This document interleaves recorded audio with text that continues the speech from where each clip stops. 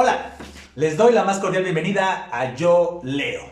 Sí, no estamos en el estudio normal y cotidiano, pero créanme, vale la pena. Porque, como pueden ver, hoy tenemos de nueva cuenta a un gran invitado. Un invitado que además de la importancia de sus letras, es una persona que me ha inspirado en más de un sentido. No solo en su calidad como docente, que tuve el honor de estar con él más de 4 semestres en mi paso por la Facultad de Filosofía y Letras en la carrera de Lengua y Literaturas Hispánicas, sino también me ha inspirado, tal vez sin querer, en sus escritos. Es decir, no solamente sus escritos ensayísticos, que hoy vamos a hablar un poco de eso, sino también de la creación literaria, sus poemas, sus cuentos, su novela. Como pueden ver, el día de hoy contamos con la presencia de Juan Antonio Rosado. Te agradezco infinitamente que hayas aceptado de nueva cuenta la invitación para Yo Leo. Al contrario, Lionel, muchas gracias a ti.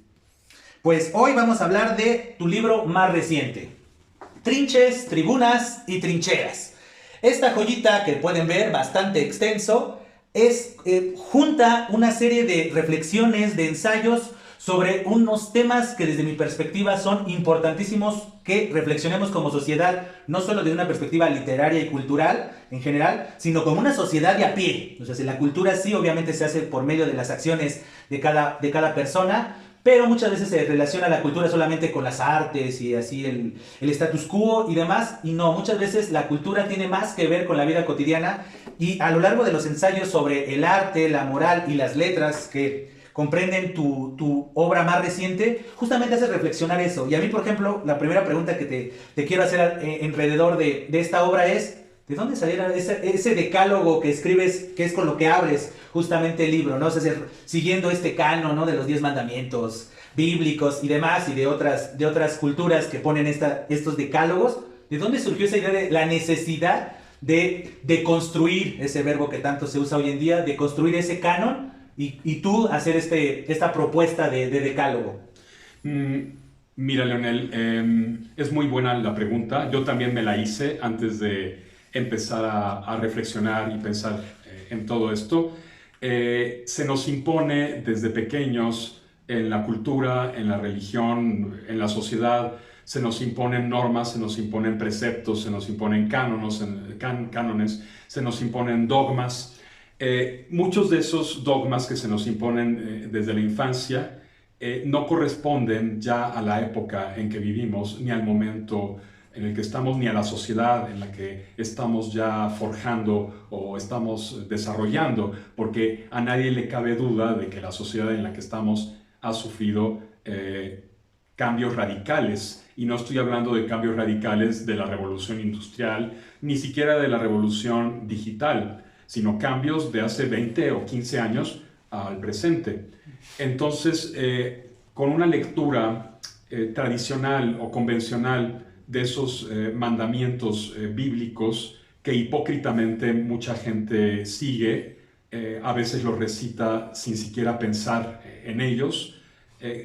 Basándome un poco en esto, yo dije, hay que cuestionarlos, hay que reflexionar si verdaderamente siguen funcionando o no siguen funcionando. Incluso hay que reflexionar también si son o no pertinentes, muchos de ellos, y hay que también, ahora que vivimos en la globalización, en una pluralidad de culturas, en un multiculturalismo, también hay que ver si esos mandamientos se adecuan a esa pluralidad, a esa diversidad en la que en la actualidad estamos viviendo. Nada más piensa en el primer mandamiento: amarás a Dios sobre todas las cosas. Bueno, ¿por qué no a los dioses? ¿Por qué no hay gente que tiene un concepto de lo sagrado mucho más amplio que el meramente referido a un dios en particular? Hay gente que tiene su propia concepción de Dios. Ya no estamos en la Edad Media, estamos en una sociedad plural. Amarás a Dios sobre todas las cosas, pero ¿a cuál Dios? Evidentemente al que te impone la concepción judeocristiana, que es un Dios unitario, un Dios único, un Dios celoso, un Dios que no admite otros dioses, que no admite otras maneras de creer, otras concepciones. Entonces, yo creo que uno, si quiere vivir, debe empezar por mirarse a sí mismo, por creer en sí mismo, cada quien debe creer en sí mismo y después ya adquirir otras creencias, tener la seguridad de sí mismo. Entonces, cada uno de estos ensayos, pues obviamente tiene como referente el mandamiento bíblico, pero es una reflexión, un cuestionamiento. Es preguntarles a esos mandamientos si todavía siguen. Y lo interesante es que después de toda la reflexión, pues cada ensayo termina con un pequeño mandamiento de 2, 3 renglones, que es la respuesta o la contraparte del mandamiento original. Es un poco... Quien hizo eso también en el cine fue Kieslowski. No sé si conozcas el Decálogo de Kieslowski. Hay alguna película que tiene incluso 2 versiones. Pero esto no tiene nada que ver porque Kieslowski es narrativo, te cuenta historias, mientras que aquí es ensayo, es ensayístico. Esa sería la diferencia. Y que creo que eso es muy importante, y para quienes no han tenido el honor de leer el libro y en consecuencia estas 10 propuestas, es muy interesante que así inicie el libro. Es justamente como que de manera indirecta, de manera implícita le está diciendo al lector, voy a meterme con algo tan arraigado en la cultura, porque lo hemos permitido como cultura de que estos son los 10 mandamientos y no lo cuestiones, ¿no? Es decir, nadie puede interpretar la Biblia, nadie puede interpretar la mitología, pues es mandato y no lo puedes cuestionar. Y que de repente un libro comience justamente a desglosar, a desmenuzar esto y que se comience a cuestionar qué tan práctico es. Es decir, la religión, que es algo tan importante, la divinidad, la espiritualidad es algo tan importante en las civilizaciones, o así nos han hecho creer la importancia de ello, desde mi perspectiva sí la tiene, pero lo censurable es el dogma. Cuando no te dan permiso de justamente usar tu libre albedrío e interpretarlo. Entonces me llamó demasiado la atención eso, ¿no? Que el primer acercamiento al libro sea, voy a romper con esto. Y justamente eso da pie a los demás ensayos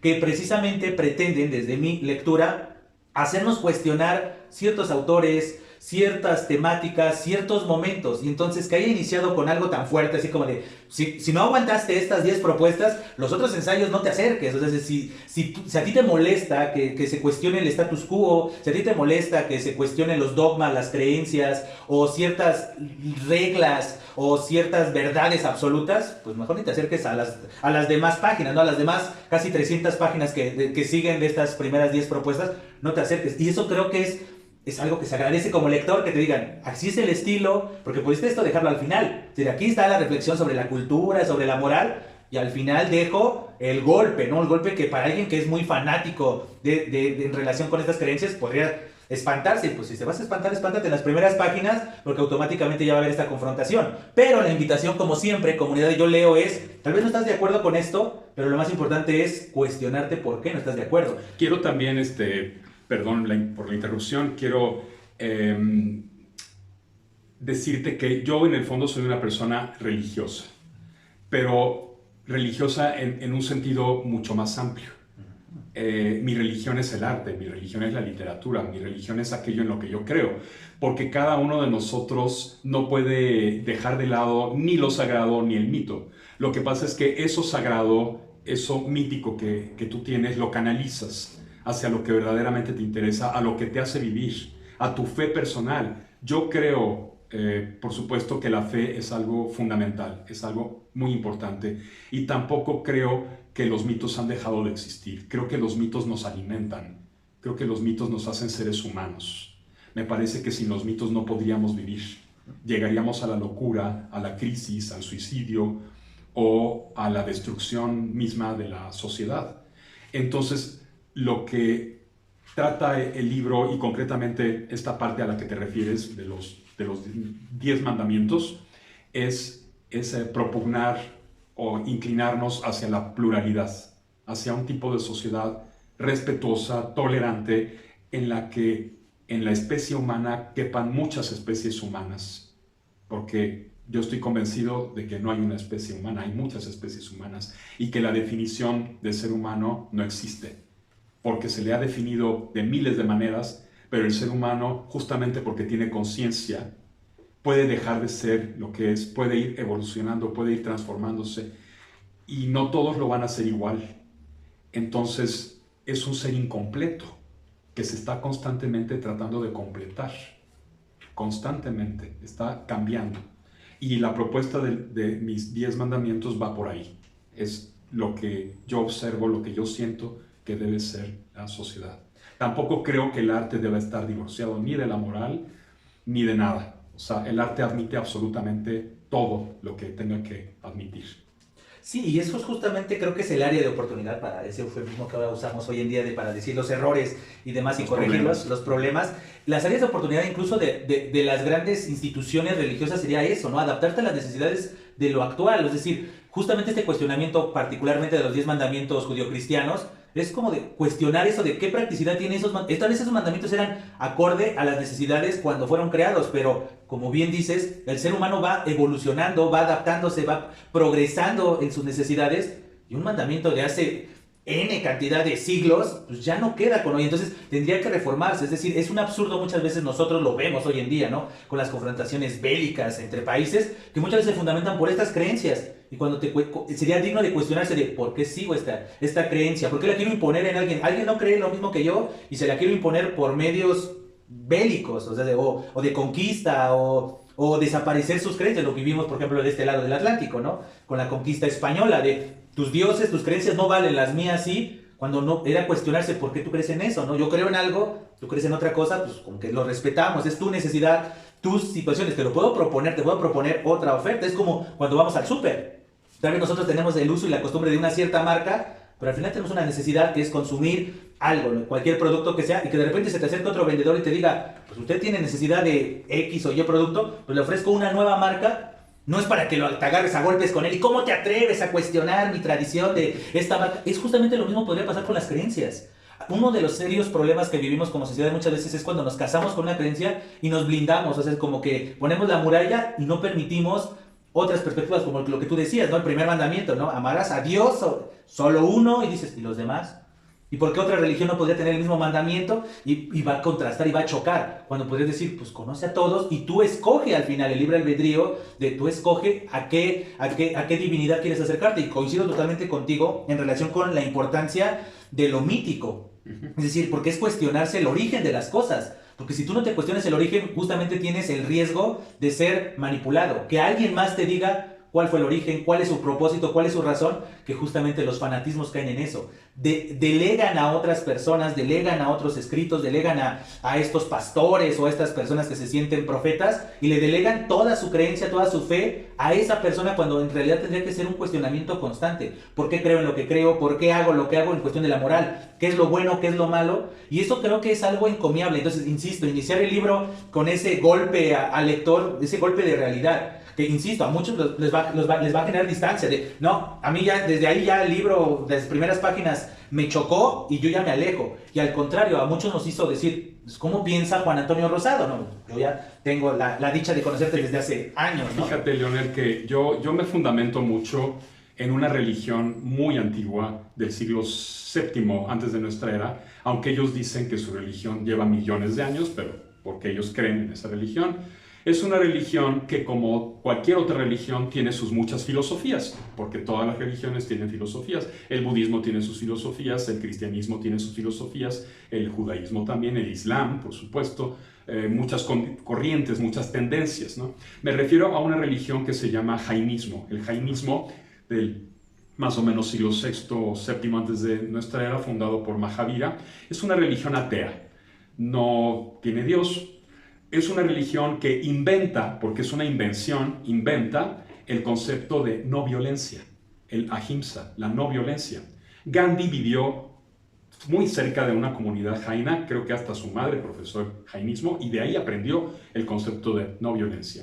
Los jainas tienen una filosofía, un sistema filosófico muy antiguo que se llama Anekantevada, que es el de los puntos de vista.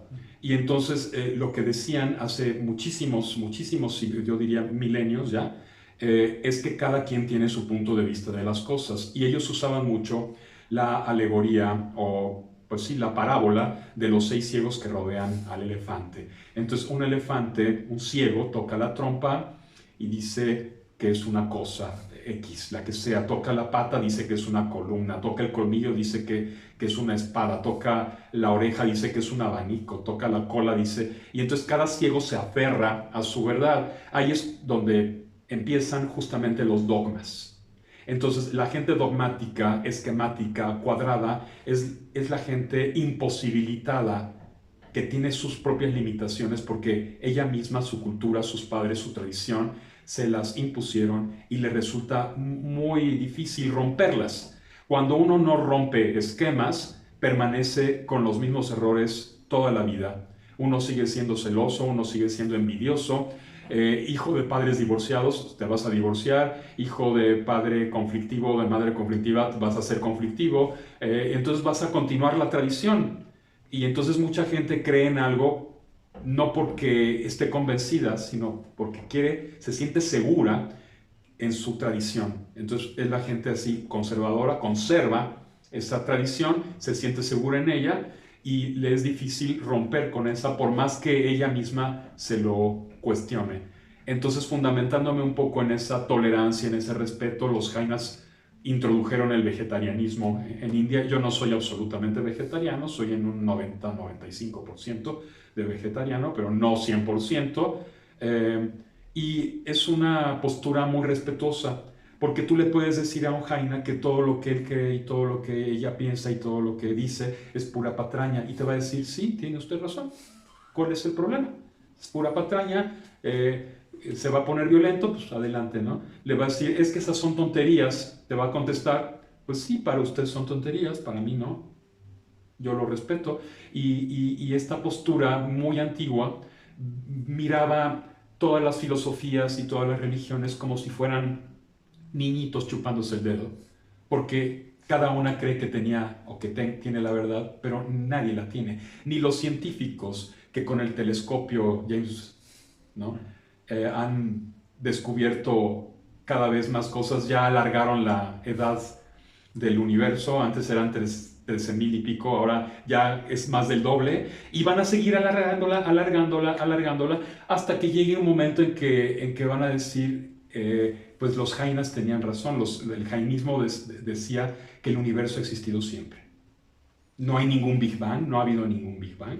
En dado caso ha habido miles de millones de Big Bangs, y esto ha existido siempre, no necesita ningún creador, no necesita absolutamente nada. ¿Para qué partirse el cerebro?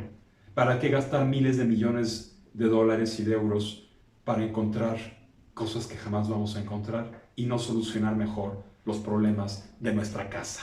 Nuestra casa es la tierra, solucionar los problemas de nuestra casa, los problemas de miseria, los problemas de inseguridad, de educación, de salud. Y se la pasan gastando miles de millones de dólares para darnos imágenes muy bonitas, muy agradables del universo, pero que en el fondo no nos van a llevar a nada. O tal vez sí, no sé, tampoco puedo ser categórico porque yo no soy dogmático. Lo único que sé es que en nuestra casa, en la Tierra, hay miles de problemas que se podrían solucionar.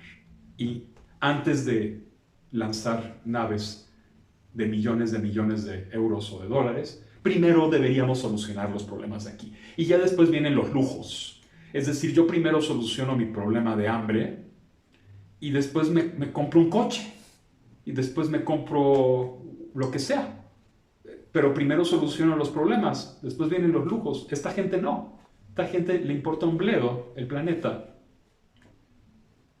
Entonces, viene un poco por ahí mi idea de la pluralidad, de la diversificación. Y justamente evidencias esta pluralidad con los demás ensayos, porque justamente desmenuzas ciertos aspectos de la cultura, que sigue, por decirlo así, arrastran, es decir, si desde la religión, las creencias, el misticismo, tienes ese arraigo, pues ese arraigo también lo vas a llevar arrastrando, válgase la redundancia, a tu vida cotidiana. Y entonces, muchos de los ensayos de la segunda parte, que es el que le da título al libro, Trinches, Tribunas y Trincheras, justamente comienzan a reflexionar sobre ciertos aspectos como el consumismo y ciertos aspectos que no se ha cuestionado la sociedad porque se deja guiar por esto, justamente, ¿no? Por una larga tradición, porque piensan que si lleva muchos años es correcto, porque se lo recomendó a alguien y no se cuestiona, ¿no? Y no tienen ¿cómo se podría decir? Este hábito de respetar otras posturas, ¿no? Un poco como lo que dices, y justamente desglosas en muchos de los ensayos toda esta escuela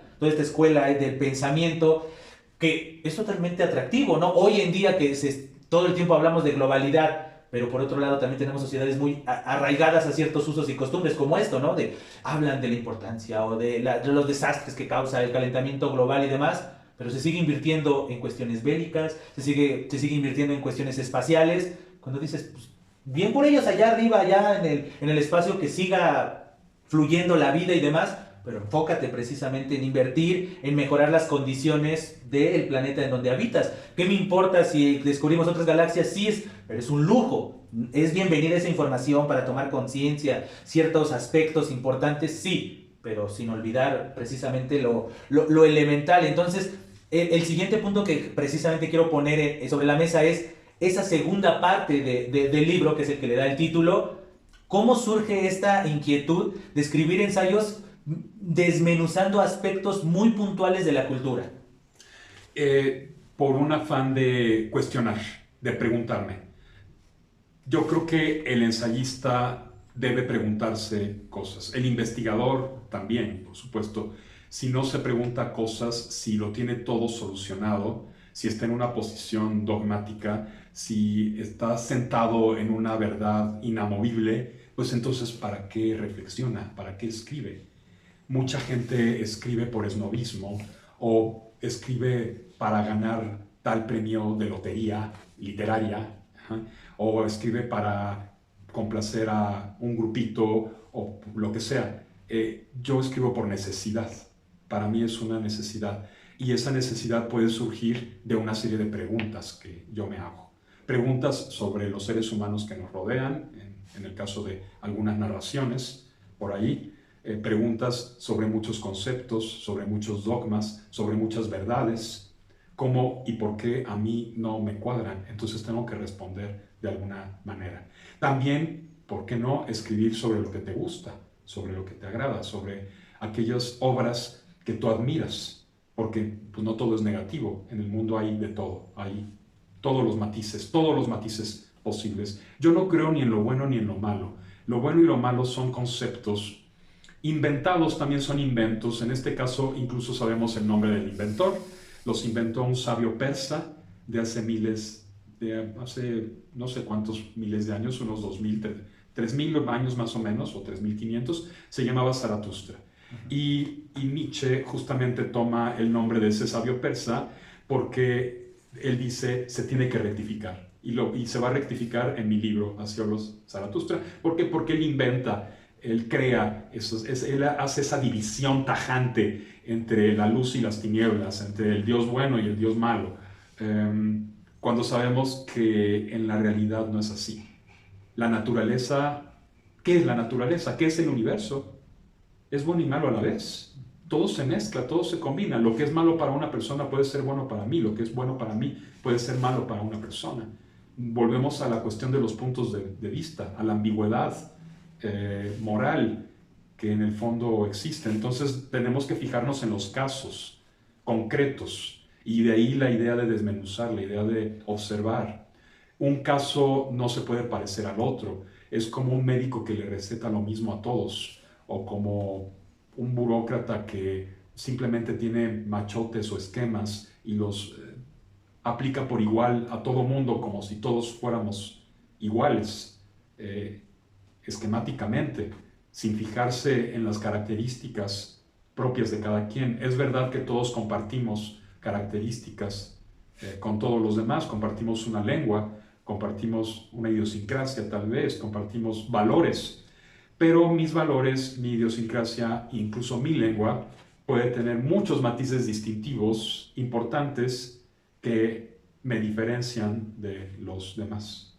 Y creo que eso es justamente importante, y qué bueno que mencionas el caso de Zaratustra, porque algo que siempre ha habido debates, principalmente en el mundo filosófico, es este contraste entre Nietzsche y Kant, los imperativos, ¿no? Y siempre había esa discusión del imperativo categórico, y justamente no tienen esa flexibilidad. Yo recuerdo hace unos años con una kantiana que discutíamos eso, ¿no? Del imperativo categórico, y ella me quería convencer pero es que por eso se llama imperativo categórico, porque aplica en todos los casos, y yo siempre le cuestionaba, es que no, con que haya una excepción, deja de ser un imperativo, y todavía para acabarla categórico. Entonces esa es una de las grandes contradicciones de la sociedad. Alfonso Reyes decía que la excepción no confirma la regla, la excepción no recuerdo las palabras exactas, pero la idea es que la excepción más bien cuestiona, critica la regla. Y esto lo dijo Reyes a raíz de también algo categórico que había dicho José Ortega y Gasset. Entonces Reyes dice pues, que la filosofía es, poco ya lo había dicho también Musil y muchos otros habían dicho que es tirana. Quiere sistematizar, dice Musil, es como un ejército, como una especie de ejército, como un opresor.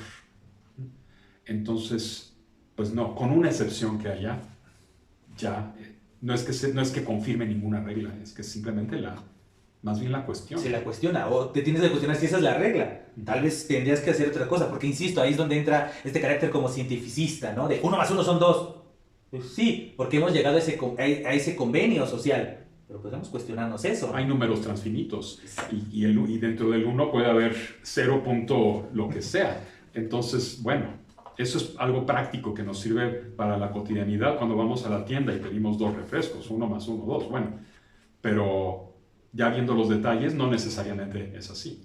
Sí, y es justamente lo que tú cuestionas en muchos de tus ensayos, es eso, ¿no? Como el eurocentrismo. No sé, como que es ese otro gran canon cultural que tenemos, ¿no? Que las corrientes literarias, ciertos tropos, ciertas formas de ver la vida surgió en Europa. Cuando la realidad, cuando uno escarba a lo largo de las culturas principalmente orientales, pues descubres que hasta el mismo papel y la imprenta y demás, que todo es Gutenberg y demás, y entonces dices, pero no, pues si le rascas un poco a la cultura, descubres que no todo gira alrededor de Europa. Europa, pues aprovechándose de las situaciones políticas y las determinaciones que ellos mismos se impusieron, eran juez y parte, pues ellos se ponen en el centro. Gutenberg hizo un gran negocio, ya lo dice Marshall McLuhan en la galaxia Gutenberg.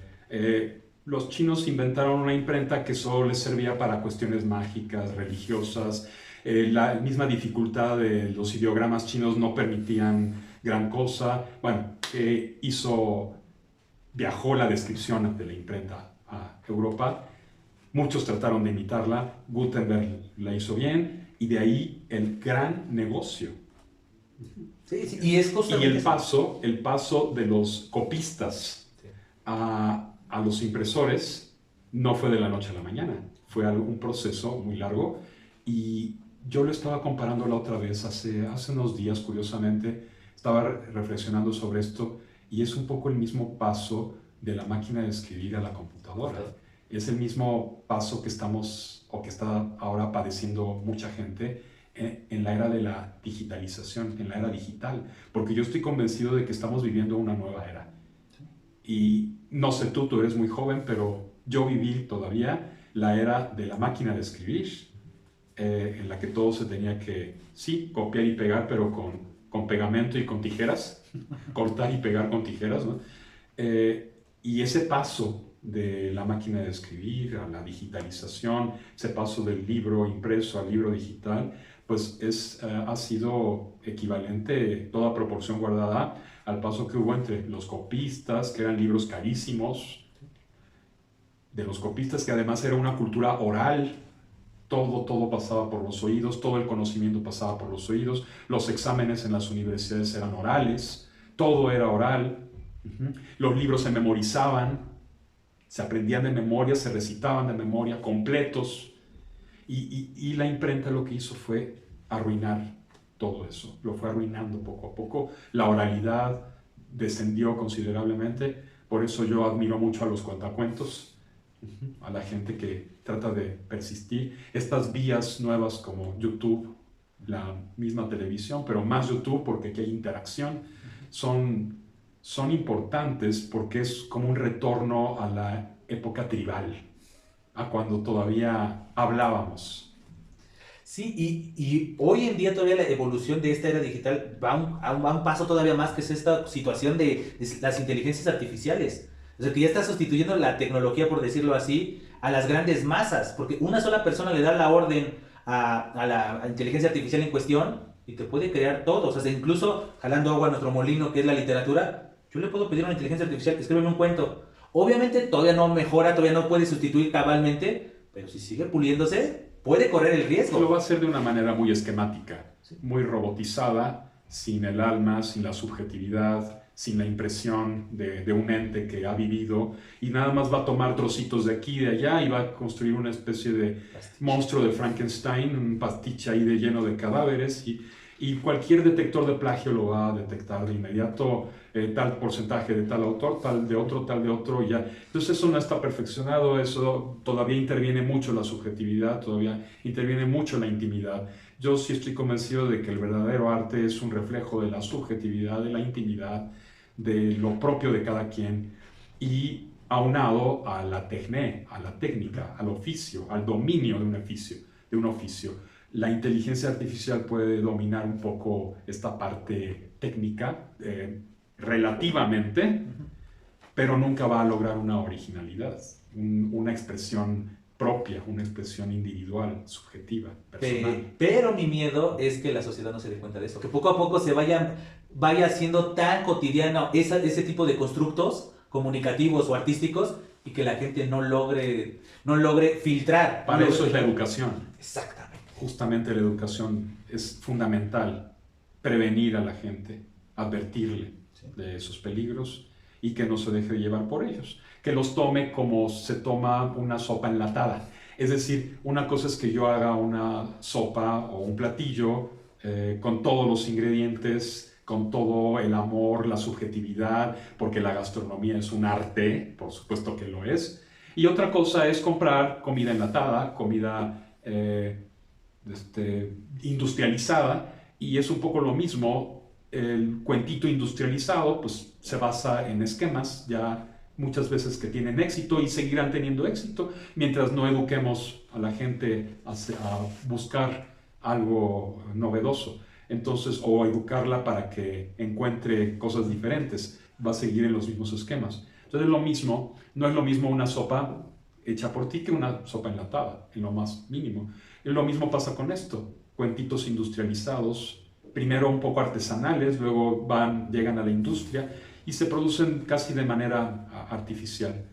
Todo enlatado, todo empaquetado, todo, yo creo que toda proporción guardada va por ahí. Sí, pero justamente creo que eso tenemos que tomar conciencia, porque si no corremos el riesgo de que el nuevo dogma sea impuesto por las grandes corporaciones, por los grandes consorcios que manejan estas tecnologías. Porque si la gente se olvida solamente se queda con la mirada gacha a su teléfono y no alza la vista a ver la realidad y demás, se puede correr el riesgo como sociedad. Y ahí coincido totalmente contigo de la importancia de cuestionarnos. Desde la trinchera que pueden ser las aulas, o los libros, precisamente, ¿no? Claro. Los libros creados por gente que cuestiona, gente o que simplemente explica el por qué cree lo que cree. Es un poco siguiendo esta escuela de pensamiento que nos compartías y que también la desglosas y la desminuzas a lo largo de muchos textos de este libro. Eso es justamente la invitación a quienes nos están viendo, a que se cuestionen, a que investiguen, a que alcen la cabeza a la realidad, que no creen ciegamente en lo que ven en las pantallas, porque a veces ya los grandes profetas de hoy ya no son personas, sino son gente en una pantalla. Y hoy en día de esta cuestión, de este boom de la inteligencia artificial, de que ya una imagen, puedo yo agarrar mi cara y alguien puede ponerme en mi boca palabras. Hoy en recientes fechas ha habido estos fraudes, ¿no? De poner a ciertos personajes que tienen influencia en la sociedad, diciendo que inviertan en ciertos productos y ciertas empresas, y como tenemos ese afán social de delegar cierta toma de decisiones a ciertos personajes que admiramos, ¿cuántas personas no han sido defraudadas porque no tienen ese filtro de cuestionar de si será cierto y buscar en otras fuentes? Si te ciegas en una cuestión y en algo tan íntimo como podría ser la espiritualidad, la religión, pero también en algo tan cotidiano como el hacer, el invertir el dinero, el gastar, eso es justamente, creo que es importante esto. Siempre he dicho que debe haber una educación para Internet, porque ya lo dijo Tonac, es una memoria incontrolable. Está absolutamente todo. La peor porquería al lado de lo mejor del pensamiento, está todo mezclado. Sí. No como en una biblioteca que hay una organización. Aquí es algo caótico. Internet es algo caótico. Entonces esos fraudes son muy, muy comunes. Sí, y justamente porque la gente también poco ha sabido cómo organizar esa información. Es decir, tendría que tener esa capacidad, es como si fuera una enciclopedia. Tiene que haber educación. Desde las primarias tiene que haber ya una educación para Internet, una materia especial para educar a la gente a seleccionar, a filtrar.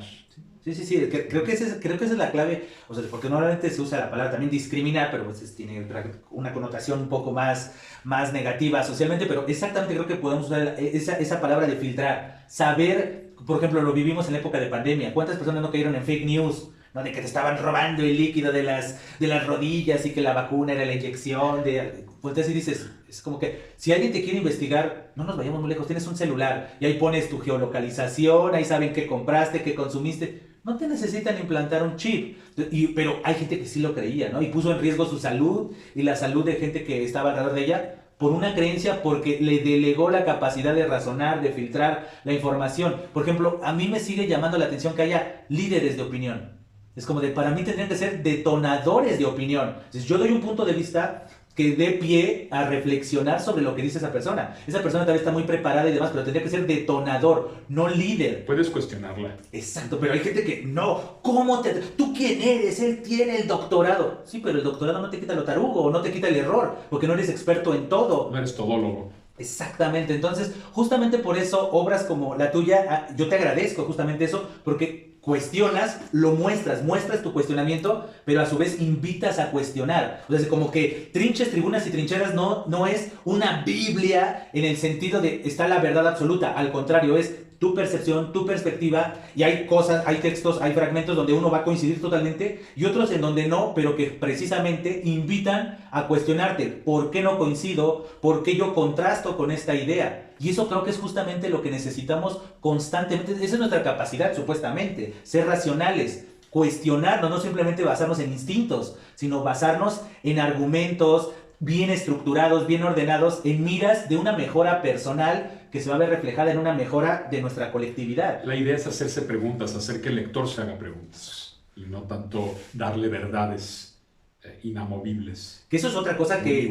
Y es que ese es otro error de la sociedad de hoy en día, que busca en los autores, en las personas, busca respuestas. Por ejemplo, este boom que ha habido de los coaching. Le delego la toma de decisiones a alguien que me va a decir obviedades, así como de, pues quieres triunfar, y te dicen eso de, levántate temprano, tiende tu cama y demás, y dices, pero yo no necesitaba que el coaching lo dijera, necesito de mí. Por tender mi cama voy a triunfar. Muy bien, entonces ya, atender la cama a todos.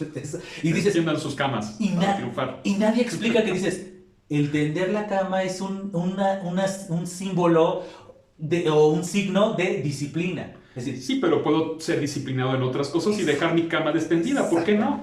Puedo dejar la cama extendida y ser disciplinado en lo que me interesa ser disciplinado. Pero el mensaje tendría que ser disciplinado en lo que sabes que te va a producir satisfacción, ganancias, lo que quieras, dependiendo cuál sea el interés. Pero te venden estas frases así románticas, romantizadas y demás, y volteas y dices, ¿cómo hay gente que paga eso, dedica tiempo? O sea, uno ve los 10 libros más vendidos y todos son de superación personal, de autoayuda, y cuando dices, pero si hasta en el nombre dice autoayuda, tú mismo tendrías que conocerte, tú mismo tendrías que hacer una reflexión sobre quién eres, qué haces, qué oportunidades tienes para mejorar eso, para mejorar a su vez tu situación. No necesitas que alguien más te lo diga. O sea, si la fórmula del éxito fuera tan fácil, pues nada más habría un libro de autoayuda, porque ese sería la fórmula el esquemita infalible. Exacto. Y ese también es otro gran problema que tenemos como sociedad, el querer esquematizar todo. Y justamente eso contrasta con lo que tú bien nos decías.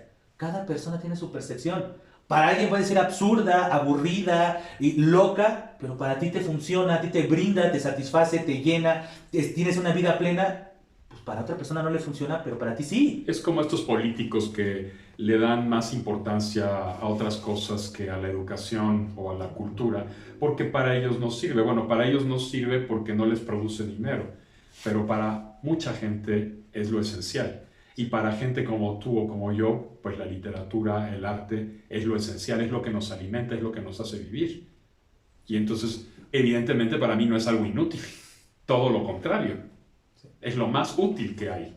Y cuando una sociedad ha accedido a ese estado estético, lo que Schiller llamaba, que es muy utópico si quieres, ese estado en el que ya te puedes dedicar a la ciencia, al arte, al conocimiento, a la investigación, a la producción de textos, de lo que sea, artesanales, a la artesanía, al arte en general. Cuando lleguemos a ese punto, ya no seremos una sociedad que se está todo el tiempo dividiendo, peleando, ya no seremos una sociedad política, ya no estaremos en ese estado, lo que Vasconcelos llamaba el estado político.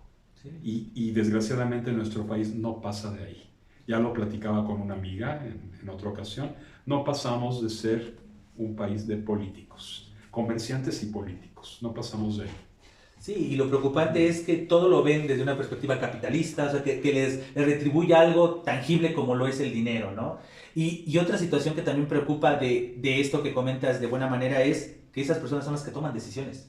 Eso es lo más grave.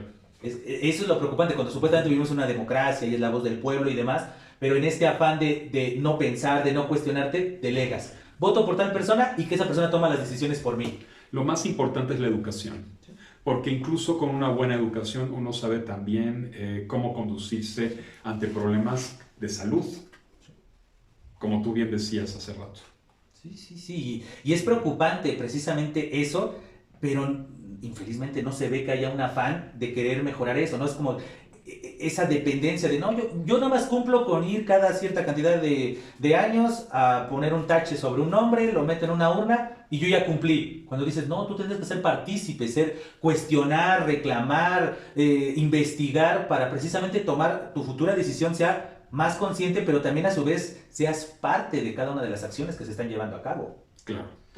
Y la educación, ahí es donde entra precisamente, ¿no? Porque también otro problema en la misma educación es eso, cuando te enseñan dogmas. Es que esta es la regla, y esto es lo correcto, y esta es la forma. Cuando dices, no. Cuadrado todo. Exactamente, ¿no? Cuando te ponen máximas, cuando te tienen que decir cómo pensar, cómo decir. Cuando dices, no, el propósito de la educación es darte herramientas, darte una caja de herramientas para que cuando llegues a necesitar, tal vez nunca la llegas a necesitar. O sea, por ejemplo, nosotros no andamos caminando sacando trigonometría, ¿no? No andamos sacando el seno, el coseno, la tangente. Pero detrás de ese conocimiento matemático adquirimos una herramienta que tal vez, o una habilidad, o un hábito que nos sirve hoy en día. Aunque no sea así tan visible y tan tangible como estar sacando la fórmula y sacar las tablas, nada por el estilo. Pero muchas veces caen en estos discursos y en consecuencia en estas prácticas de si no lo ves no vale. Y caen en eso justamente comercial y político. Caen en lo normativo, en lugar de tratar de ser un poco más descriptivos y mirar lo que ocurre en la realidad y a partir de esa mirada reflexionar y pensar qué es lo mejor para un país, qué es lo mejor para una comunidad. Ya deja un país, una comunidad, una pequeña sociedad, una ciudad, un pueblo. Todos los problemas, hacer una lista de todos los problemas y tratar de ir solucionando poco a poco cada uno de ellos. Por medio de preguntas, más que de respuestas. Porque cada comunidad, pensemos por ejemplo en las comunidades indígenas, cada una tiene sus necesidades distintas, diferentes. No puedes aplicar los mismos códigos a todos, porque es como si pensaras que todos los cuerpos son lo mismo. Yo siempre he creído que cada uno de nosotros, cada ser humano, tenemos por lo menos 3 edades. Tu edad biológica no corresponde muchas veces con tu edad psicológica o emocional, y tu edad psicológica o emocional no corresponde muchas veces con la edad cronológica, porque está la cronológica, está la biológica y está la emocional y la psicológica. Entonces, tampoco se ve eso. Y por eso tú llegas a determinada edad y te mandan con el geriatra, sí, sin ver si realmente lo necesitas o no. Tal vez necesitas un médico común y corriente porque eres fuerte, porque tu edad no corresponde a tu cronología, sí, tu edad real, biológica o incluso emocional o lo que sea. Y viceversa. Entonces, esos esquemas son los que hacen que a veces no funcione bien, no funcionen bien las cosas. Sí, exactamente, y es querer encajar, ¿no? Querer encajar, o sea, meter con calzador ciertas cosas. Y qué bueno que mencionabas esta cuestión del arte, porque eso da pie al siguiente bloque de ensayos de tu obra, que es el Ars Artis, ¿no? Y entonces ya, después de haber cuestionado, analizado primero el dogma, ¿no? Los 10 mandamientos, después ciertos usos y costumbres culturales, y después lo aterrizas a tu objeto de estudio principal, ¿no? Que tú dices, no es tu pasión, ¿no? La literatura, el arte, y comienzas con esta serie de ensayos de cuestionar, de acercarnos, de aproximarnos a ciertos artistas en particular, a ciertas obras, que ahí justamente es una muestra clara, ¿no? Nos vamos desde lo mítico, que es el principio, después nos hablamos de la vida común y cotidiana, y después lo aterrizamos a cómo el arte sigue siendo parte de todo eso, es como si fuera escalonado, ¿no? Es como, casi como si fuera Lo mítico es el cielo, está arriba, después nos vamos a la parte general, que es la cultura, y después como que, si haciendo una analogía con el cine, hacemos un close-up a una parte de la cultura que es el arte, ¿no? Entonces comienzas a hablarnos de música y comienzas a hablarnos de literatura, que son tus dos grandes pasiones, uno por un lado por la influencia de tu padre, ¿no? Que pues tú mismo lo mencionas ya en la última parte cuando hablas un poco de ti, ¿no? Que tú naciste en un ámbito totalmente musical, pero no olvidas tu profesión, tu pasión, que es las letras. Entonces, esa tercera parte del libro creo que justamente logra congeniar con las otras dos partes, no sé cómo de cuestionarnos todo el tiempo y también cuestionarnos incluso lo que leemos, ¿no? Ya en el gremio artístico, en el gremio particularmente literario, que es un poco el que yo más conozco por mi profesión, comenzar a cuestionar eso, ¿no? Los grandes autores, los grandes momentos, las grandes situaciones, también cuestionar eso, ¿por qué? Porque justamente en este afán esquemático, a veces en los manuales o en la educación básica nos enseñan ciertas cosas, o nada más escuchamos el nombre de un autor y no conocemos el enfoque, el entorno, el contexto de estos autores. Entonces creo que también el siguiente tema que quiero poner sobre la mesa es eso, ¿no? Hablar de la importancia del arte, pero también de cuestionar el arte, no nada más es artista y hay que respetarlo y demás, no, pues el arte no viene, otra vez la máxima que siempre hemos dicho y que también es la máxima de yo leo, nada viene de la nada, ¿no? Que aquí hay que descubrir que lo dice Sábato, yo siempre te lo daba a ti, te citaba a ti, pero aquí ya citas que Sábato es el que dice nada viene de la nada, entonces ahí lo tengo subrayado ya. Pero es justamente eso, ¿no? El arte no es... No, los artistas no viven en otro planeta ni nada, son un reflejo de las situaciones que están viviendo o viceversa. Hay artistas que son utópicos y justamente se quieren separar de esa realidad, pero la utopía es una crítica de la realidad. Entonces se pasan de esa realidad para crear sus personajes, sus situaciones. Entonces ese tercer apartado de tu libro, hablar del arte y de la importancia del arte, para ti justamente, ya para que profundicemos, ya lo habías tocado hace unos minutos, pero ahora profundicémoslo, la importancia del arte, tanto para ti y tu perspectiva de la importancia del arte para la sociedad en general. Creo que el arte emite, además de permanecer, de ser un objeto o un fenómeno, para decirlo ya en términos mucho más amplios, además de ser un fenómeno cuyas intenciones son cuajar o permanecer en la sociedad, también son emitir un mensaje, decir algo. Son las dos cosas. Y no nada más desde la otra mirada. Uno de los ensayos que yo más, en lo personal, aprecio de esta parte es el que se refiere al pseudoarte o a los pseudoartistas. Porque los pseudoartistas o el pseudoarte ha tratado de prescindir totalmente de la técnica y nada más se fundamenta en las ideas.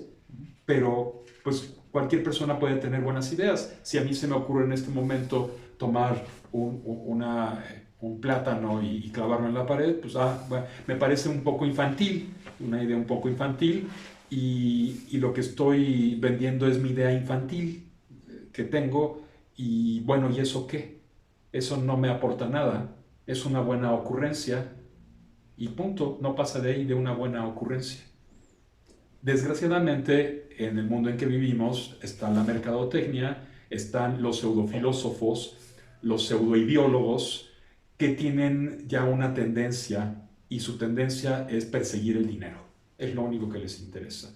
Entonces, con un buen discurso pseudofilosófico que hagan, o como dice un crítico español, el ampartismo, el AMPA, estar ligado a una galería, ser amigo o sobrino o hijo del dueño de una galería, puedes hacer cualquier estupidez y venderla como arte, entre comillas. Entonces cualquiera puede ser artista.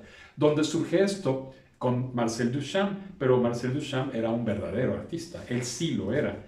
Y entonces aquí en este ensayo yo profundizo en Duchamp, cito algunas partes que me parecieron muy importantes del ensayo de Octavio Paz sobre Duchamp y pues llego a una serie de conclusiones, la primera de las cuales es que ya hay que terminar con tanta tontería y hay que apreciar el arte como lo es, en sus dos facetas, del dominio absoluto de técnicas, aunque las parodies, aunque las ridiculices, aunque hagas nuevas estructuras, pero debe haber eso. Y por otro lado, es el cómo y el qué, son las dos cosas. ¿Qué voy a decir y cómo lo voy a decir? Pero el arte está en el cómo.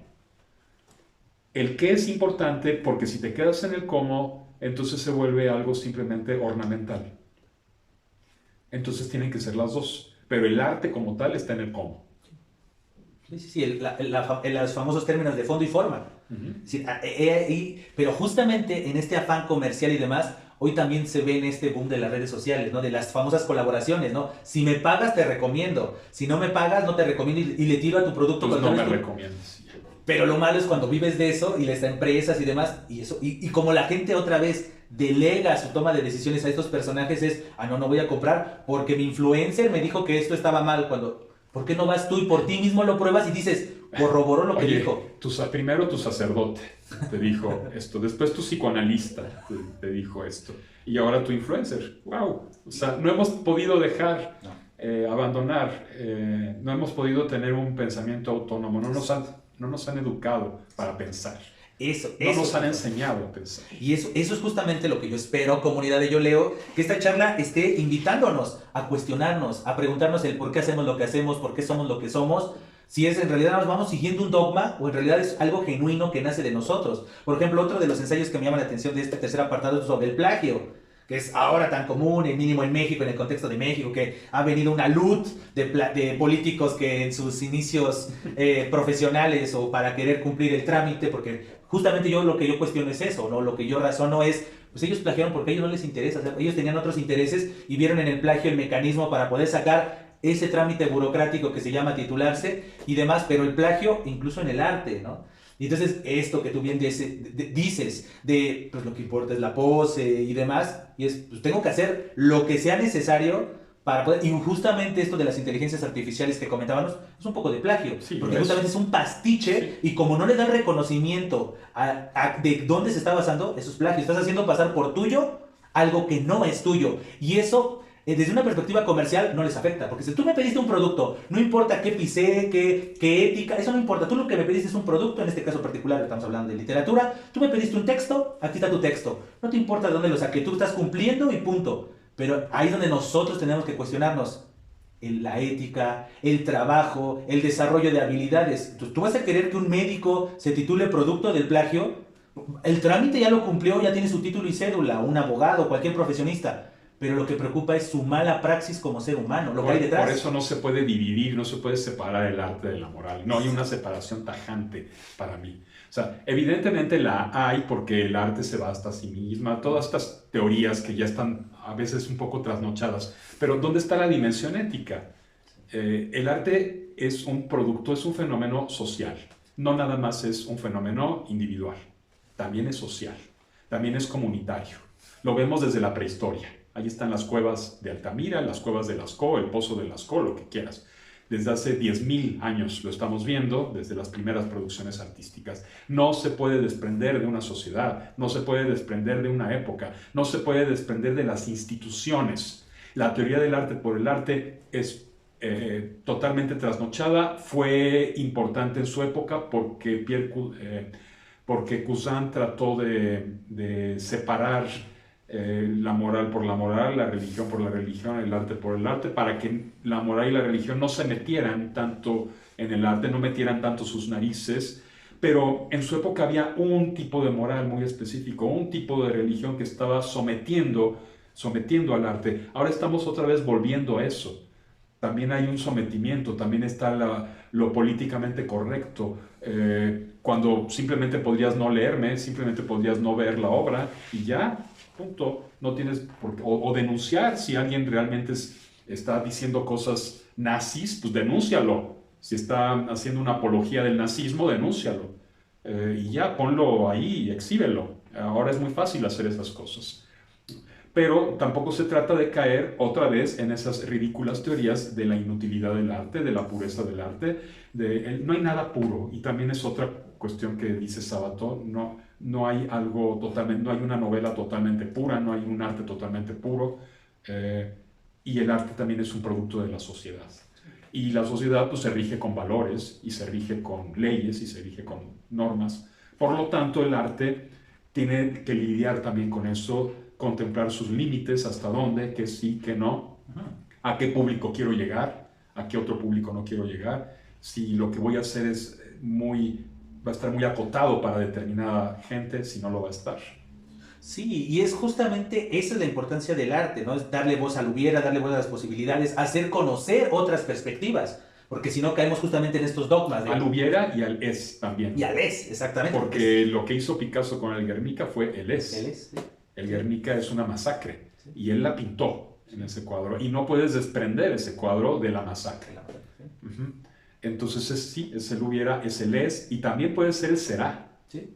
Sí, porque existen las posibilidades de un futuro mejor. Las distopías, distopías. el mismo Huxley, Brave New World, Mundo Feliz, hizo un Brave New World Revisited, cuando dice, no sé si recuerdas, cuando dice que mucho de lo que dijo en esa novela ya se ha cumplido, se está cumpliendo. Sí. Pues también puede ser eso, una premonición a base de estar exagerando lo que pasa, puedes llegar a un vislumbre de lo que va a pasar. Sí, y justamente ese es el valor del arte, ¿no? Contrario a muchas de esas afirmaciones que tú dices, que muchos políticos o mucha gente que tiene otros intereses demerita el arte, ¿no? No les da importancia. No les da importancia porque no les genera y no les reditúa, o aprovechan el arte, como este arte de la representación, ¿no? Que un poco menciona también otro de los ensayos, ¿no? Que es comercializar, banalizar el arte, ¿no? O como dice Inés Arredondo, aprovechan el arte para adornarse. Exacto. Los políticos usan a los artistas para adornarse.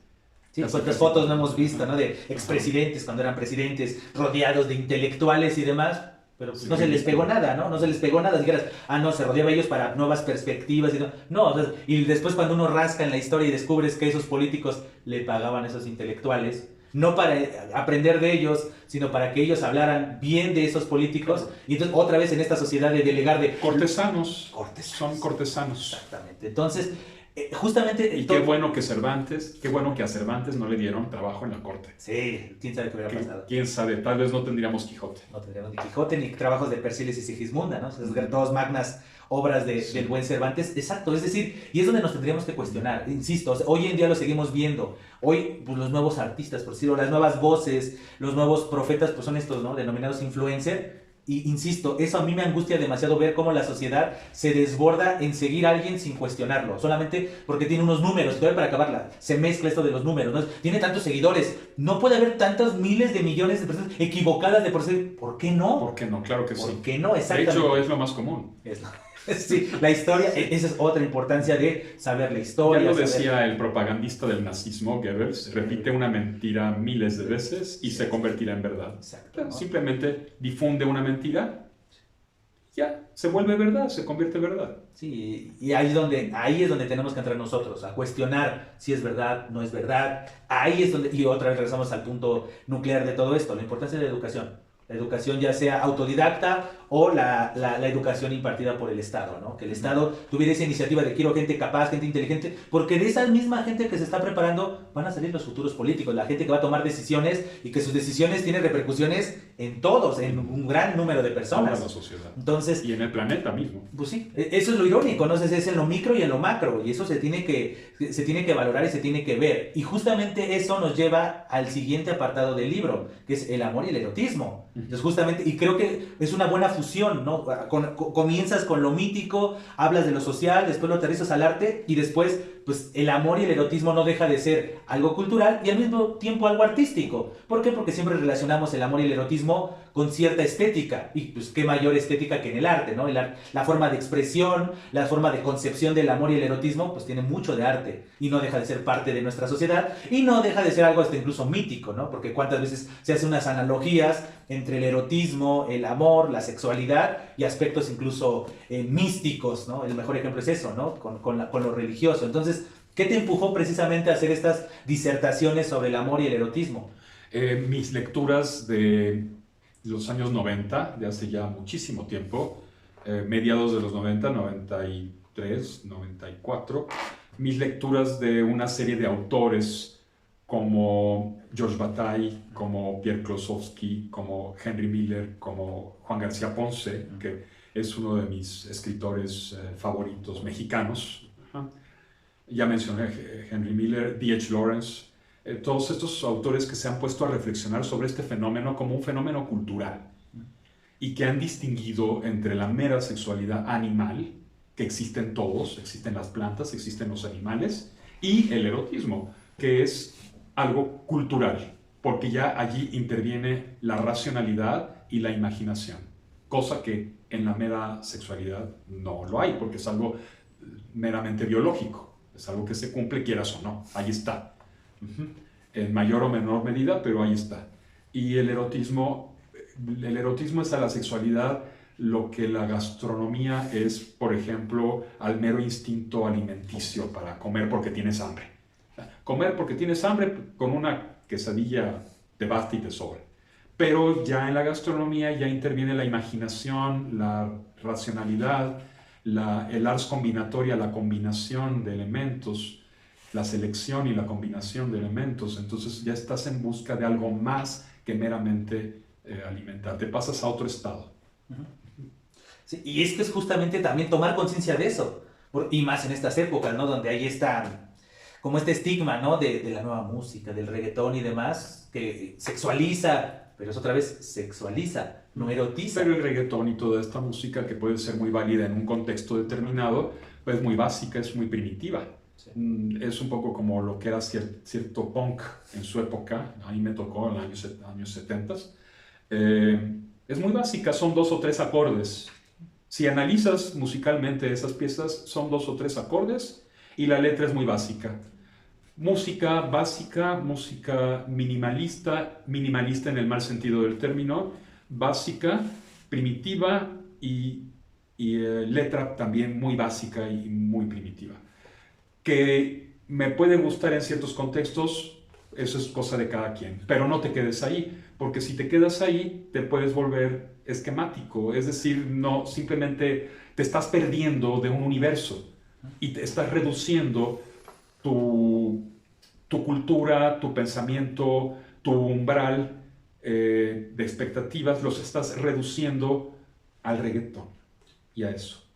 Escucha tu reggaetón, a mí en lo personal no me gusta, escúchalo todo lo que quieras, pero también ábrete a otras propuestas y va a llegar un momento en que si te abres muchísimo a otras propuestas estéticas, verás que eso básico te puede traer muy buenos recuerdos de cuando lo escuchaste, cuando besaste a tu novia por primera vez o a tu novio o lo que sea, o cuando fuiste al cine con fulano, con fulana, pero esto te va a producir un placer estético una vez que lo comprendas, un placer estético mucho mayor y un conocimiento del ser humano y de las capacidades del ser humano para producir arte, las complejas capacidades, porque el arte también ha llegado a unos niveles de complejidad que nunca se tuvieron, ni en época de Mozart, ni en época de Beethoven, ni siquiera en la época de Bartók o de Stravinsky. Esos fueron los que empezaron con una complejidad mucho mayor. Pero hemos llegado ya en materia de música culta o académica, o como quieras llamarle, a unas rupturas y a un nivel de complejidad que nada tiene que ver con esos 2 o 3 acordes. Esos 2 o 3 acordes hasta la inteligencia artificial los puede hacer. Sí, y ahí es donde entra este valor humano, ¿sí? Porque si la inteligencia artificial lo hace, significa que no tiene una subjetividad, una intención más allá de cumplir. Una intimidad. Sí, exacto. Y en el caso del erotismo, en cuestión de emociones, pues la intimidad es algo fundamental porque te vuelves vulnerable, estás mostrando tu ser más profundo a alguien y eso implica un riesgo. Pero si simplemente lo banalizas y lo sexualizas, pues dices, pues ahí sí no... Lo animalizas. Lo animalizas, exactamente, y pierde entonces esa condición que es muy importante. Se vuelve meramente biológico. Exacta, y la importancia de la estética, de lo que estamos hablando, ¿no? La estética te genera una emoción, y las emociones son algo complejo, no es algo tan simple, no es algo instintivo. O sea, se basa en el instinto, pero se complejiza y se transforma en una emoción. Sí, porque la racionalidad y la imaginación lo transfiguran totalmente ya en otra cosa. Ya se vuelve algo premeditado también. Sí. Un poco como pues lo que decía Alfonso Reyes, el arte, la literatura concretamente, es algo premeditado. Sí, y justamente, qué bueno que citas este aspecto de Alfonso Reyes y la importancia de la lengua, el habla y demás, porque eso nos lleva al siguiente apartado de tu libro, que es justamente los más placeres de la lengua, ¿no? Que quienes no recuerden, comunidad de Yo Leo, pues la anterior charla con Juan Antonio fue justamente sobre ese libro, ¿no? De los placeres de la lengua, y ahora como que haces este retomar la importancia de la lengua en su expresión artística, usada principalmente en la literatura, y comienzas a hacer una serie de ensayos sobre obras, sobre autores, sobre el mismo manejo per se de la lengua, de los lenguajes, y toma total sentido más porque estás en un ensayo. La materia prima del ensayo sí es la razón, pero la razón llevada a la palabra. Es literatura de ideas. Exactamente. El ensayo. Entonces, que profundices en estos placeres de la lengua, pues como que consolida tu compromiso con la materia prima de la que tú vives, te apasiona, que es la palabra, la expresión, no solamente la palabra, sino la palabra llevada al extremo de la reflexión, el análisis, la disertación, la invitación a que las personas que te leen, que te escuchan, hagan lo propio. Entonces, este apartado, más allá de lo que estoy diciendo, es por qué profundizar sobre este aspecto que ya tenías un libro previo, hasta incluso con el mismo apartado. Porque son otros ensayos distintos y ya sabemos que esto es infinito. Y que puede surgir otro libro de ensayos donde haya más placeres todavía de la lengua, si van surgiendo pues más apreciaciones sobre obras literarias y sobre el fenómeno mismo, sobre el fenómeno lingüístico, sobre la lengua misma, que la lengua es materia prima de la literatura, como todos lo sabemos. Y aquí no estoy siendo específico de oral o escrita, no importa, porque ya sabemos que en la antigüedad hubo incluso poetas analfabetos que no sabían ni leer ni escribir, los hubo, porque todo era oral, ya lo dijimos hace rato, todo pasaba por los oídos, pero la palabra esencial sigue siendo la palabra esencial, no importa si la dices oralmente o si la escribes, la palabra esencial es la palabra que se queda, es la palabra que te impacta, es la palabra que permanece o que tiende a permanecer. Y la otra es pues se refiere nada más simplemente a la inmediatez, a lo inmediato, a lo que usas únicamente con el fin de comunicarte. Como cuando comes una quesadilla porque tienes hambre, te la comes. También igual es muy rica y lo que quieras, pero otra cosa ya es la alta gastronomía. Pues lo mismo pasa con la comunicación. Los animales también se comunican, las ballenas se comunican, los perros se comunican, los gatos se comunican y además se comunican de distintas maneras. Los gatos tienen una manera muy particular de comunicarse con los seres humanos que no usan para comunicarse entre ellos. Por eso los gatos me fascinan, son seres... pero no podemos decir que eso sea cultura. Eso simplemente así es y así ha sido siempre. Porque esa comunicación que usan con los humanos también la usaban cuando eran pequeñitos con la mamá. Ya se han hecho investigaciones al respecto. En cambio, la literatura, la poesía, la palabra esencial, pues ya es un tratamiento muy especial que le haces a la lengua. Ya no es cualquier tipo de comunicación. Sí comunicas, pero hay algo mucho más que eso. Hay un enriquecimiento, no nada más de la misma lengua, también de la realidad, también de la sociedad en que vivimos, de la época en que vivimos. Los hubieras, los son, los serán, todas estas conjugaciones verbales, las que quieras, los había también, por cuando es una obra histórica, una novela histórica, un poema histórico, también es el había, no solo el hubiera. Y entonces todo esto enriquece también la realidad, nos enriquece como seres humanos. Sí, y yo veo también este apartado de más placeres de la lengua también como un homenaje o un reconocimiento a autores que te han precedido y a los que les has dedicado tiempo, porque dedicarle tiempo a escribir un ensayo sobre, por ejemplo, María de Jorge Isaacs, ¿no? Entonces, o de Miguel Ángel Asturias, pues también es un reconocimiento de, hey, o sea, no todo es lo que yo pienso, o sea, lo que yo pienso también es producto de mis lecturas o de historias que han contado gente que me precede, ¿no? Otra vez regresamos a esta máxima del nada viene de la nada, o sea, es decir, mi perspectiva, mis preferencias, mis decisiones también son producto de experiencias que he vivido gracias a otras personas, o no sé si coincides o no. Sí, totalmente, son autores además clásicos que han permeado, aunque no los hayas leído, los conoces de alguna manera. En mi caso, por supuesto que los leí, y hasta 2 veces, o 3, y hasta 4 veces. Hay obras de Miguel Ángel Asturias que he leído 4 veces. María de Isaacs la leí 2 veces. Y son obras clásicas. Altamirano es otro de mis autores, aunque aquí no está porque está en un libro que se publicó en España, que es una edición crítica de Clemencia y de El Zarco, pero también en otro libro que se llama Avatares Literarios en México, que es ya más específico sobre literatura mexicana, ya puntualmente literatura mexicana. Aquí no, Trinches, Tribunas y Trincheras es más el ámbito universal, no está relegado a lo mexicano, sino que se refiere a otros autores.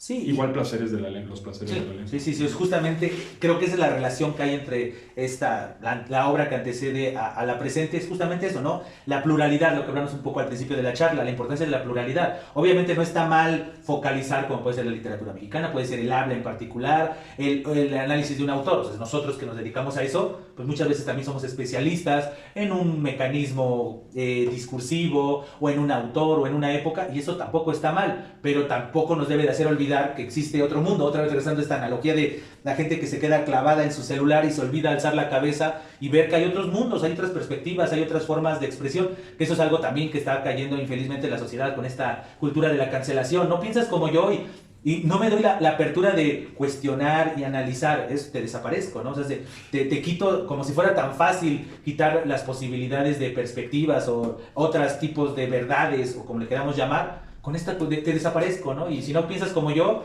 te desaparezco y dices, y nos indigna lo que está pasando ahorita, ¿no? En Gaza y demás, y Hamas y demás, y qué indigno, pero si también tú lo haces en tu vida cotidiana, ¿no? Si alguien no piensa como tú, lo desapareces, ¿no? Está la perspectiva de los judíos, está la perspectiva de los palestinos, en fin, entonces eso es una cuestión muy compleja, muy, muy compleja, no se puede banalizar, ni se puede ser maniqueos, ni decir los buenos y los malos, es una cuestión en la que interviene una gran cantidad de elementos contradictorios. Y entonces, por supuesto que detrás también está, como en toda guerra, pues el negocio, el dinero, etcétera, etcétera. Cuestiones de dignidad, cuestiones históricas, cuestiones geográficas, cuestiones territoriales. No podemos banalizarlo. Y no debemos tampoco, porque muchas veces desde el otro lado comenzamos a querer analizar algo cuando dices, otra vez, ya te empapaste, ya investigaste, ya conoces el contexto, la historia. No, entonces nada más no poniendo una banderita en tu red social de yo apoyo, eso es un absurdo, ¿no?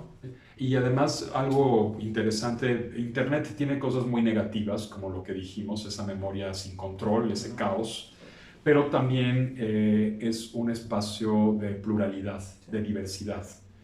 No sé si todavía exista la página de American Nazi Party, el partido nazi americano, pero yo no la cancelaría, porque si la cancelo, lo único que voy a hacer es llamar la atención mucho más sobre ella, producir más indignación y sobre todo victimizarlos.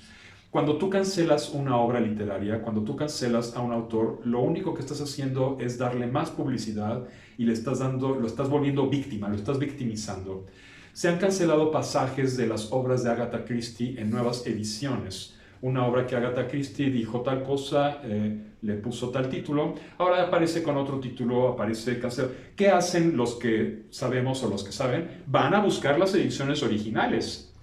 ¿Y qué haría un editor con otra mentalidad? Reproducirlas, piratearlas, reproducirlas. Aquí está la versión original de Agatha Christie. ¿Qué hizo la hermana de Nietzsche? Censuró todos los pasajes de Nietzsche que hablaban bien de los judíos, que hablaban en contra de los antisemitas. Nietzsche habló muy mal de los antisemitas, los atacó. ¿Qué hizo la hermana? Censuró todos esos pasajes para hacerlo pasar como un disque filósofo nazi. Eso lo hizo y eso lo denunció Georges Bataille en su época, en la Segunda Guerra Mundial. Bueno, ahora está pasando lo mismo al revés. Ahora no hay censura sino cancelación. Entonces tal autor habla mal de los negros, de los judíos, de los mexicanos, de los guatemaltecos o de los que quieras, lo cancelo. ¿Qué estás haciendo? Lo estás volviendo víctima. Mejor denúncialo. Mejor di, este autor es un racista, este autor es un misógino, este autor está... Y además eso también nos daría la curiosidad de saber si realmente es nazista, si realmente es misógino, porque puede ocurrir que lo que están haciendo es descontextualizar, sacar de contexto algo que dijo y ponerlo en otro contexto para poner en boca de ese autor lo que jamás dijo. Sí, tal vez un personaje creado por él o por ella es el misógino y automáticamente una mala lectura de pensar de que el personaje es un reflejo del autor o de la autora.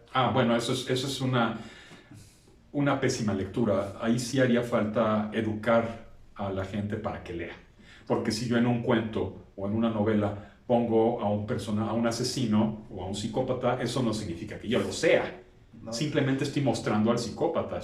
En una ocasión se le recriminó a Gorky que por qué trataba trataba pues con cierta condescendencia, con cierta simpatía a unos ladrones. Gorky respondió: mi deber como narrador es mostrarlos. El deber de la policía es capturarlos y juzgarlos y llevarlos al tribunal. Punto. Yo no soy policía, yo soy narrador. Entonces, no me confundan con mis personajes. Mis personajes son mis personajes. Y como bien decía Juan Rulfo, hay que matar al autor.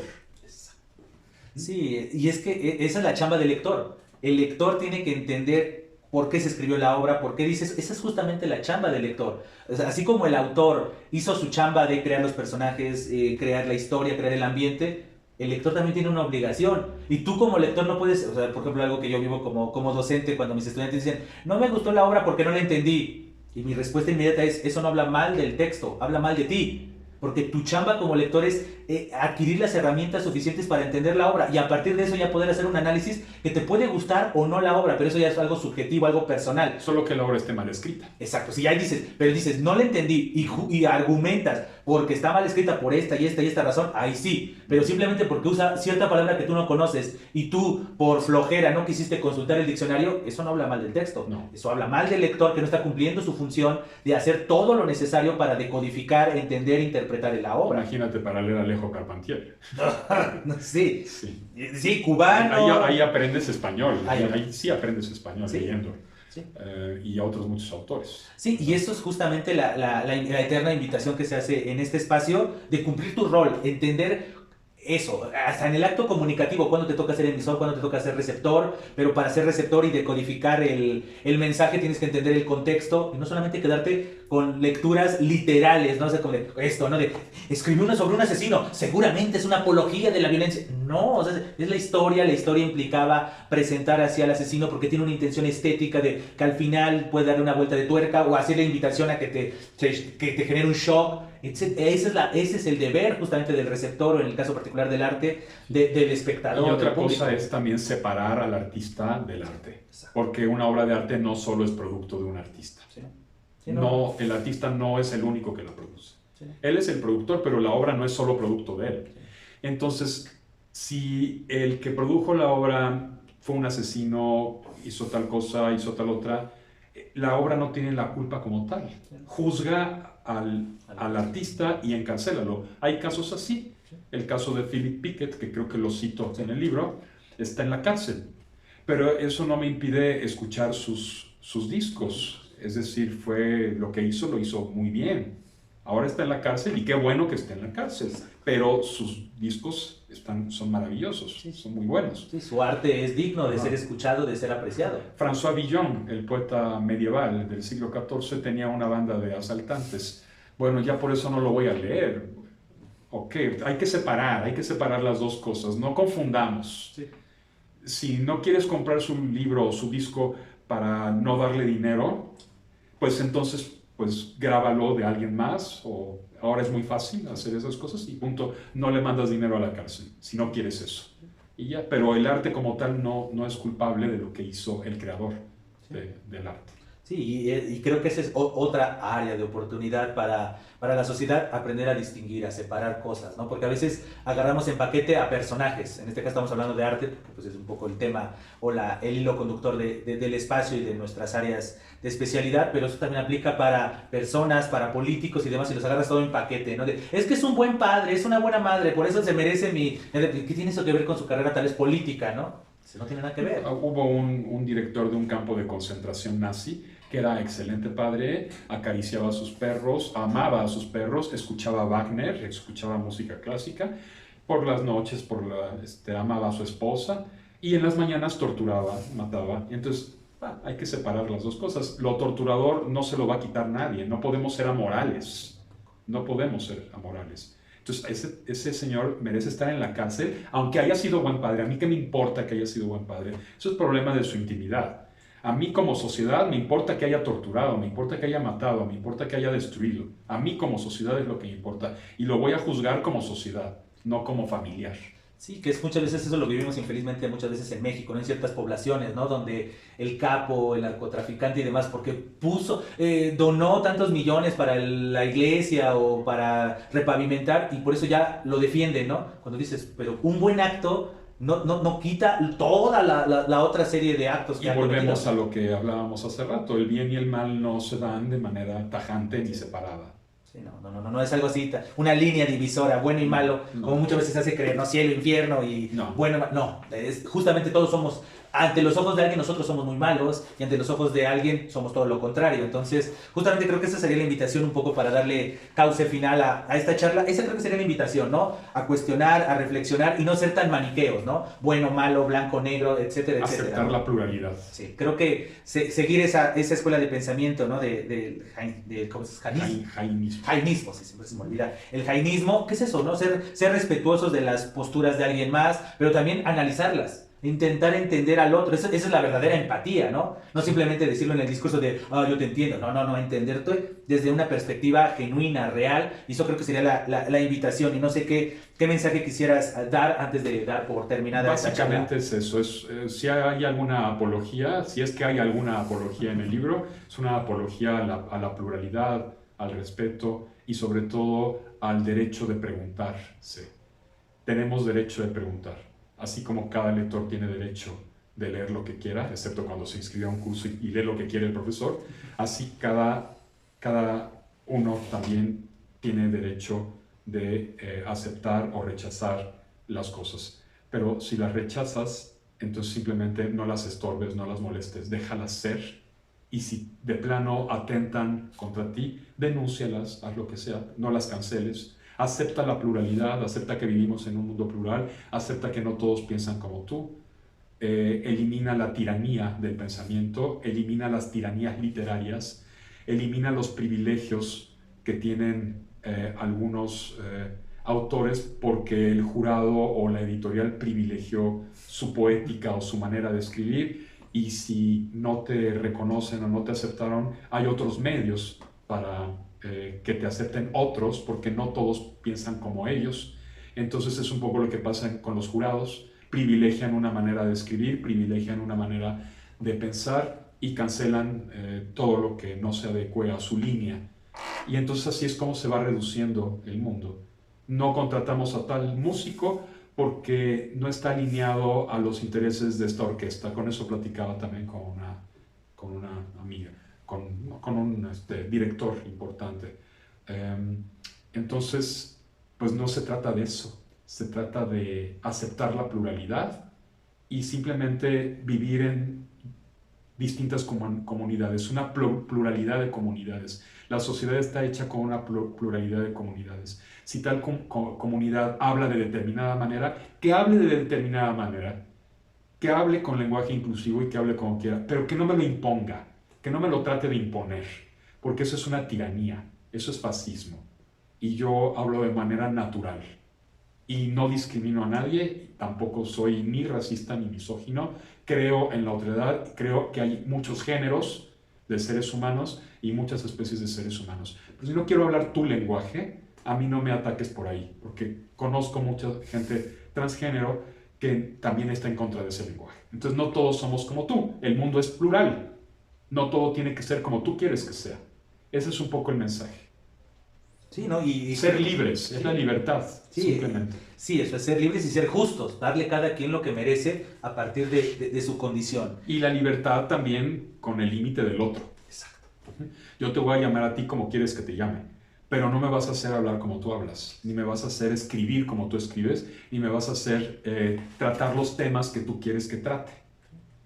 Trato los temas que quieres que trate y escribo como escribes si me contratas.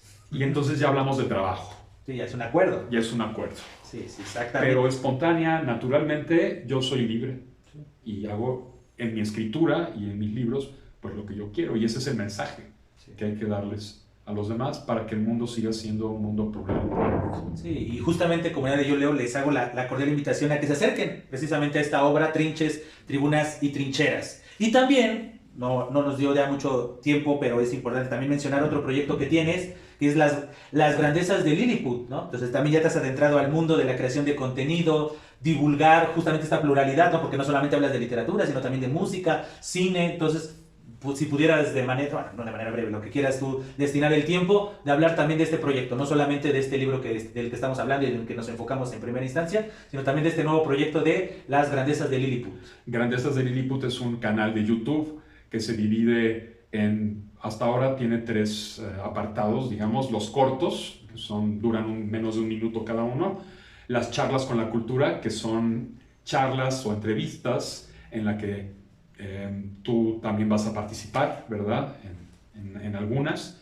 Y los programas donde aparezco yo individualmente hablando, reflexionando sobre determinados temas, un poco con la idea de volver a la oralidad.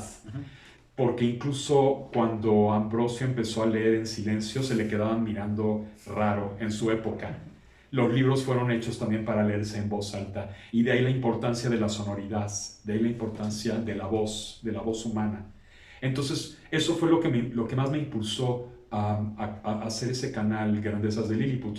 El nombre viene de una columna semanal que yo tuve con Huberto Batis en el suplemento Sábado de 1+1, por allá por los años 90, 95, por ahí. Y a su vez el nombre proviene, ya lo sabrán, de la obra de Jonathan Swift, que es Los viajes de Gulliver. Los viajes de Gulliver. Grandezas de Lilliput también es un libro inédito. Espero publicar pronto, basado en esa columna semanal que tuve pues con Huberto Batis, que ya falleció, pero fue nuestro maestro, no sé si a ti también. No tuve el honor. Ajá. Era muy especial, ¿Sí? Huberto Batis. No, ahora lo cancelarían. Sí, hoy sí. Hoy lo cancelarían definitivamente, pero obviamente yo no lo cancelaría, lo más mínimo.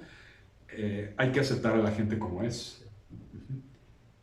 Y de ahí viene el nombre. Y pues espero que también se acerquen a este canal, Grandezas de Lilliput, y que yo leo y Grandezas de Lilliput sigamos teniendo colaboraciones, sigamos teniendo comunicación y unamos fuerzas en pro de la cultura, sin ninguna tontería de competencias. Yo no creo en eso, nunca he creído en eso. Yo creo que cada fenómeno es único e insustituible, y que cada obra es única e insustituible. Y dejemos las competencias para los fabricantes de cremas para la cara, o para los fabricantes de zapatos, o si quieres para los deportistas, o los editores de alguna manera que también quieren hacer una edición del Quijote mejor que la edición del Quijote de la otra, y así, ¿no? Entonces uno se va por la mejor edición, pero en este caso no, aquí no vale. Aquí son cuestiones muy diferentes que se complementan, yo creo más bien en la complementariedad, más que en la competitividad. Sí, ¿no? Y al final, pues no, es de todo lo contrario, tenemos un mismo fin, que es divulgar, darle la palabra, ejercitar la oralidad, divulgar el arte, divulgar los estilos, las técnicas. Entonces sí, al final, pues comunidad de Yo Leo, justamente en la descripción de este video voy a compartirles la liga de este nuevo proyecto que está encabezando Juan Antonio, precisamente las Grandezas de Lilliput, y váyanle a dar cariño. Suscríbanse, comenten, acérquense, propónganle temas, autores, y al igual que como yo lo hago con ustedes, comunidad de Yo Leo, al final de cada video, pues exactamente, ¿no? Con Grandezas de Lilliput es exactamente lo mismo, la intención es la misma, ¿no? Que ejerzamos nuestra libertad en ese sentido, por eso no es competencia, es justamente todo lo contrario, ¿no? Es complementar otra perspectiva, otro estilo, otra duración, en todos los sentidos, ¿no? Desde edición, bla, bla, bla, bla, todos esos vericuetos de la creación de contenido, pero al final el trasfondo es el mismo, ¿no? Y pues también le acordé la invitación, insisto, ¿dónde se puede conseguir Trinches, Tribunas y Trincheras? En Amazon México se consigue. Entonces, de igual manera, les comparto entonces 2 ligas en la descripción de este video, tanto el del proyecto de Grandezas de Lilliput y el link que los va a llevar a Amazon México para que ustedes también puedan tener sus Trinches, Tribunas y Trincheras y lean toda esta serie de ensayos que intentamos en esta charla un poco desglosar, desmenuzar, pero que ustedes lo lean y hagan sus anotaciones como yo lo hice, marcar esos ensayos que invitan a reflexionar tanto el tema que está planteado en el ensayo como lo que está detrás, ¿no? El contexto histórico, la perspectiva del autor, cuestionarnos todo eso. Entonces la invitación, ahí está Comunidad de Yo Leo, para que se acerquen a Grandezas de Lilliput, se acerquen no solamente a Trinches, Tribunas y Trincheras, sino a toda la vasta obra de nuestro invitado. ¿Algo más que quieras agregar, Juan Antonio? Muchas gracias, Leonel. Solo queda agradecerte por tu invitación, a ti y a tu audiencia, y espero que tu canal siga teniendo éxito y que se difunda cada vez más entre toda la comunidad intelectual, artística y lectora de este país y de los países hispanohablantes, porque eso es lo que nos une a toda esta gran sociedad hispanohablante. La lengua es lo que nos une todavía. Todavía. Pues bueno, no, al contrario, el eterno agradecido seré yo, Juan Antonio, por haber aceptado, por habernos dado las facilidades para tener esta charla fuera del estudio prototípico de Yo Leo y demás. Pues infinitas gracias por todas las facilidades, por el tiempo, y también a ustedes, comunidad de Yo Leo, infinitas gracias. Espero que este video haya sido de su gusto, pero sobre todo de su utilidad. Y justo como decía Juan Antonio Rosado, pues la cordial invitación a que, ya saben ustedes, se suscriban al canal, activen la campanita, comenten si conocen la obra de Juan Antonio, qué les pareció estas perspectivas, estas posibilidades, estos hubieras, eres y demás que planteamos en esta charla, o bien usar el espacio de comentarios para sugerencias, propuestas y todo aquello que le abone a este proyecto llamado Yo Leo. Y ahora sí, sin más que agregar por el momento, me despido, agradeciéndoles infinitamente su presencia y diciéndoles como siempre, estamos en comunicación hasta siempre.